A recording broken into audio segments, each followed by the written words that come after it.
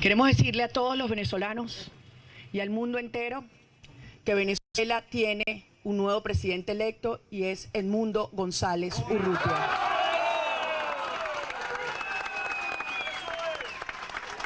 Ganamos y todo el mundo lo sabe.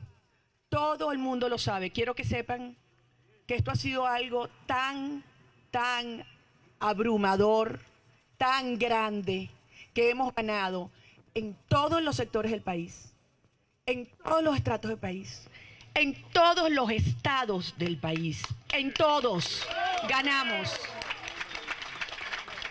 Y todos los que estamos aquí, el mundo entero, lo vimos en las calles. Reptiliano, en mi país, Venezuela, se ha fraguado el que ha sido hasta los momentos el mayor fraude electoral de la historia, después de que se manejaran datos extraoficiales, según los cuales Edmundo González Urrutia, el candidato de la oposición, le sacaba por lo menos 20 puntos de diferencia al chavista Nicolás Maduro. El CNE dijo lo siguiente, que Nicolás Maduro había ganado con el 51.2% de los votos, un resultado que no se creen ni ellos, y Edmundo González Urrutia habría sacado el 44.2%. Estamos hablando de que Maduro habría obtenido 5.140.092 votos, mientras que González Urrutia 4,45. Así que veamos en detalle cómo se fraguó este fraude, qué irregularidades hubo en todo el proceso y a todas estas, qué opiniones está teniendo la comunidad internacional. Y empecemos por uno de los más graves, y es que hubo un muerto y varios heridos a manos de los colectivos violentos que están a favor del oficialismo en el estado Táchira. También se sabe que hubo una mujer herida, no se sabe a manos de quién. De toda la jornada electoral, las irregularidades fueron muchas, desde mesas que no abrían hasta círculos bolivarianos que estaban amedrentando todo el tiempo a la gente que estaba haciendo la cola. Pero llegamos a la pregunta del millón: ¿por qué se trata a ciencia cierta de un fraude? Y para entender esto hay que entender primero mejor y por encima cómo funciona el sistema electoral venezolano. Resulta que al terminar las votaciones, cada máquina emite un acta de escrutinio. Esto es el reflejo de todos los votos que están dentro de la máquina y que luego se envían al CNE. Pero resulta que estas actas hay que entregárselas a los testigos de cada partido. Y no solo, hay que contrastarlas con las papeletas. Se trata nada más y nada menos que de los votos impresos uno a uno y que por supuesto tienen que coincidir con las actas de escrutinio.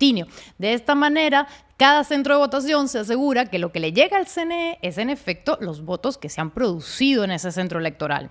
Ahora bien, ¿qué pasó en la elección del domingo? Que la oposición, como dijo María Corina Machado, tuvo acceso solo al 40% de las actas, cuando el CNE, cuando dijo su resultado, había usado el 80% de las actas. Y esto es altamente irregular, porque no se le permitió a la oposición conocer en efecto las actas de escrutinio. Esto por ley es obligatorio y el no hacerlo denota la falta de transparencia que está teniendo en estos momentos el gobierno de Nicolás Maduro. Pero sigamos con las irregularidades. Ha habido regiones del país en las que no suele haber tanta afluencia, que ha habido una gran cantidad de votos y, ¡oh, sorpresa!, eran para Maduro. Pero esto no les bastó y además el gobierno prohibió la entrada de Delsa Solórzano, quien es testigo de la oposición, primero al CNE y luego a las salas de totalización. La sala de totalización es nada más y nada menos que el último eslabón de la cadena donde se hace el recuento final de los votos. Delsa Solórzano dijo que se le negó el acceso a ella y también a Perkins Rocha y Juan Carlos Caldera. Y no solo, sino que también hubo una gran cantidad de centros de votación donde obligaron a retirar a los testigos de la oposición. A todo esto se sumó que no hubo una verdadera observación internacional. La Unión Europea no tuvo presencia. Y además hubo un episodio bastante conocido en el que un avión panameño que transportaría a Miguel Ángel Rodríguez, expresidente de Costa Rica, Jorge Quiroga, expresidente de Bolivia, Vicente Fox de México y Mireya Moscoso de Panamá, la entrada al país. Este grupo eran nada más y nada menos que observadores internacionales invitados por la oposición para observar el proceso. ¿Qué organismo sí pudo participar como observador internacional? El Centro Carter. Y la mirada del mundo ahora mismo está puesta en el Centro Carter, quien ha dicho que se va a tardar por lo menos un día para emitir un comunicado, así que hasta el martes no sabremos nada por su parte. Y ojo, cuando digo que todo el mundo sabía que la tendencia era a favor de González Urrutia y además muy marcada, es porque incluso desde primeras horas de la mañana se conocía, gracias a exit polls, es decir, encuestas a boca de urna, cuál era esta tendencia. Un ejemplo, y de verdad que hay muchas, y además no solo son muchas, sino que son independientes, la de Edison Research, que decía que Edmundo González Urrutia habría ganado por el 65% frente al 31% de Maduro. Y aquí quiero recalcar que estos datos se parecen bastante a los que comunicó la oposición. María Corina Machado dijo que Edmundo ganó un 70-30 y que esta fue la elección presidencial con la mayor diferencia de la historia. Vamos, literalmente el gobierno está tratando de tapar el sol con un dedo, por no mencionar la gran abstención que hubo, y esto se debe en grandísima medida a que los venezolanos que residimos en el extranjero no pudimos votar. De los 7,7 millones de venezolanos que vivimos en el extranjero y a los cuales nos sumamos Antonio y yo, se calcula que 5,5 millones de personas son adultos en edad de votar, y esto sin calcular a los jóvenes a los que no se les ha permitido inscribirse. Pues resulta que de esa gran cantidad de personas, solo 68,000 personas han podido inscribirse en el registro electoral. ¿Y esto por qué? Porque el gobierno nos lo ha impedido. El derecho al voto debería garantizarlo y, sin embargo, cierra permanentemente los registros electorales en el extranjero, los abre intermitentemente, no le avisa a nadie porque nadie preguntó, y luego los vuelve a cerrar y dice: ¡hala! 68,000 personas se han inscrito. De verdad, 5,5 millones de personas, gente.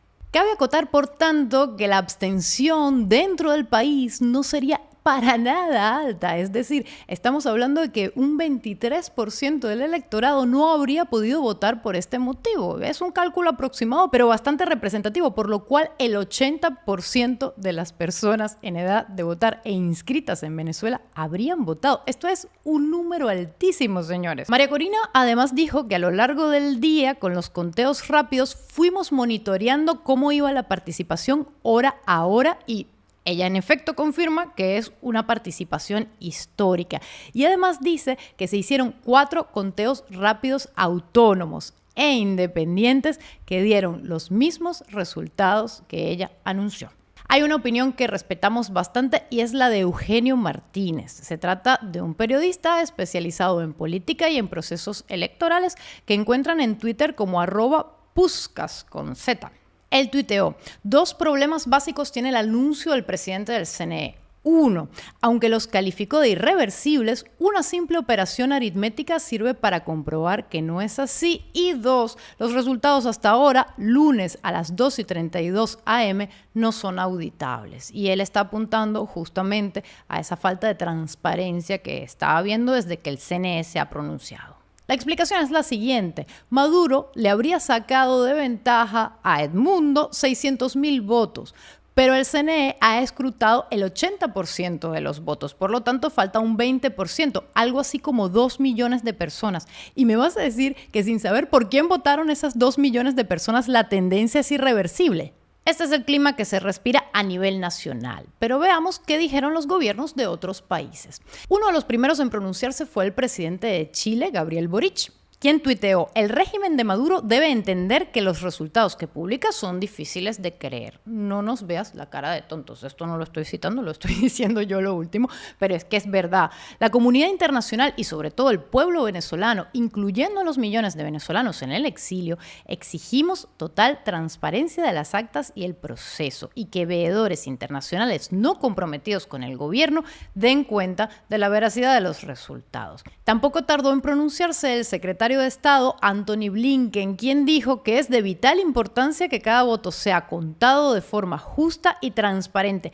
Llamamos a las autoridades electorales a publicar el recuento detallado de votos, las actas, para asegurar la transparencia y rendición de cuentas. Y aquí ya estamos viendo 2 tendencias generales que han tenido los que se han pronunciado desde otros países. Una, un rechazo a los resultados, y la segunda, un llamado a que se cuenten bien estos votos, no solo en su totalidad, sino que como Dios manda. Así que a esto se le sumó desde Colombia el canciller Luis Gilberto Murillo, quien pidió el conteo total de los votos. Por su parte, Javier Milei desde Argentina hizo sentir su opinión de forma bastante vehemente, como es característico de su persona. ¿Y quién diría que en esta oportunidad estaría yo de acuerdo con Javier Milei? Es muy curiosa la vida. Pues él dijo: Argentina no va a reconocer otro fraude y espera que las Fuerzas Armadas esta vez defiendan la democracia y la voluntad popular. La libertad avanza en Latinoamérica. Y luego sentenció: dictador Maduro, afuera. Claro que sí, guapi. Desde Perú, el canciller Javier González Olaechea desconoció los resultados. Desde Uruguay, el presidente Luis Lacalle Pou dijo que no reconocerá el resultado que dijo el chavismo porque el proceso estuvo viciado. Desde Guatemala, el presidente Bernardo Arévalo aseguró que ve con muchas dudas los resultados electorales. Desde Costa Rica, el presidente Rodrigo Chávez calificó de fraudulento el proceso. Desde Panamá, el ministro de Relaciones Exteriores Javier Martínez Hacha dijo que la voluntad del pueblo debe ser respetada. De verdad que son ya muchos los países que se han pronunciado y que están poniendo en duda los resultados que dio el oficialismo. También se suma la Unión Europea con Josep Borrell, el jefe de la diplomacia de la Unión, y por parte de Brasil, la Cancillería pidió una verificación imparcial de los resultados. Y bueno, luego por supuesto hay países que apoyan a Maduro para sorpresa de nadie, y estamos hablando de los sospechosos habituales, de Cuba, de China, de Irán, Nicaragua, Honduras y Bolivia. Muchas gracias por nada. Y ojo, esto lo digo refiriéndome a sus gobiernos, que para nada las personas que allí habitan. Toda mi solidaridad con ellos desde dictadura a dictadura. Y a todas estas, ¿qué está pasando? Que a 8 horas de la pronunciación del CNE hay un blackout informativo tremendo en el país. Y de verdad, hemos visto muchísima desinformación a lo largo de toda la jornada electoral y mucha de esa información muy incendiaria, muy pensada para desestabilizar, para crear miedo entre la población, para que se metieran todos en sus casas y dejaran de auditar el proceso electoral. ¿Y qué podría pasar a partir de ahora? Y aquí hay varios panoramas. El primero, que si se demuestra el fraude y se logra salir del gobierno, pues el gobierno estaría cavando su propia tumba, porque esto se puede demostrar, gente, los números están.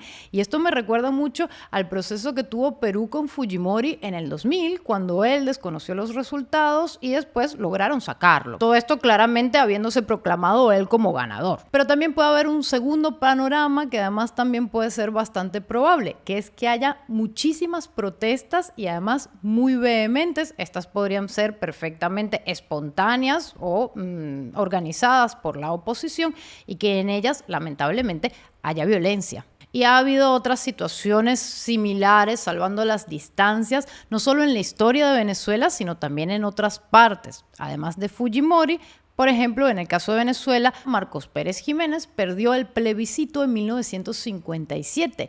No reconoció los resultados, se dio por ganador y en 1958 lo estaban sacando del poder. Y muy famoso también el plebiscito de 1988 que se dio en Chile con Augusto Pinochet, solo que en este caso él sí lo reconoció a pesar de haber estado tentado de no reconocerlo. Pero todos sabemos cómo resultó.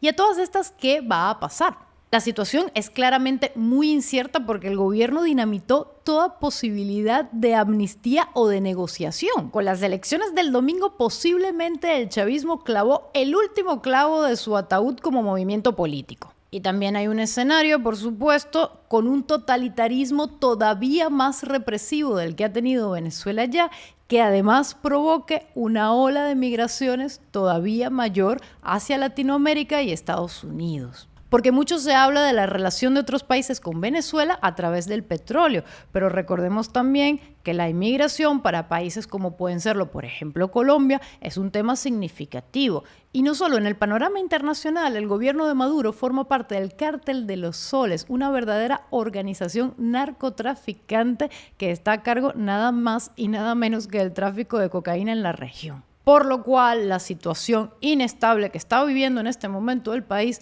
también es muy peligrosa para el resto del continente. Y yo por aquí ya voy cerrando porque Antonio y yo no pegamos el ojo en toda la noche y la madrugada desde el domingo hasta el lunes y de verdad que ya no damos más. Si cometí alguna imprecisión, discúlpenme porque estas son nuestras capacidades. Además, tuvimos el gusto de haber estado en el canal de Fonseca, Solo Fonseca. Pueden ver el directo que hicimos con él y otros creadores de contenido, justamente siguiendo paso a paso de cómo se fraguó este fraude. Y bueno, no queremos despedirnos sin antes mandarles un abrazo a todos los venezolanos que nos están viendo desde Venezuela, pero también desde fuera. De verdad, mucho ánimo. Los invitamos a desconocer los resultados, por supuesto, de forma pacífica. Creo que está de más decirlo, pero me gusta precisarlo. Y además les queremos transmitir mucho ánimo. De verdad, estamos muy orgullosos. La gente ha sido súper valiente en este proceso electoral. Y bueno, se les quiere, esto no puede durar para siempre. Chau.